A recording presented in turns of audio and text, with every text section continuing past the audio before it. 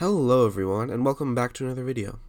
Today I'm going to talk about how to properly conceptualize the purpose of the environment. I think a lot of people in the modern culture view the environment as something that we must sacrifice for, something that we must conserve or preserve or keep the same all the time. However, this is the wrong way to view the environment. Humans survive by taking things in their environment and changing them to better suit their purposes, to better suit their survival. That is how a human being survives, by using reason, creating his own standards of value, or not his own standards, creating his own values based on the standard of his life. And ultimately, when people view the environment as something that must be sacrificed for, it subverts the standard and it makes it so that people are sacrificing their lives for the environment. This is one thing that I think is really, really wrong with the modern environmentalist movement. They have this view that we must sacrifice our standards of energy, cheap, plentiful, and reliable energy, like fossil fuels, that we must sacrifice those things to conserve the environment at its present state. However, the issue with this is, one thing, the environment is not perfect. There's a lot of negative things in the environment for us.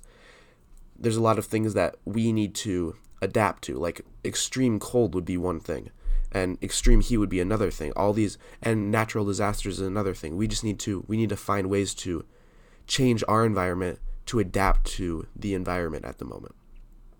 So this is why we'll build shelter or create like air conditioner or furnaces and all that sort of stuff, because the environment's not perfect, so we need to adapt to it.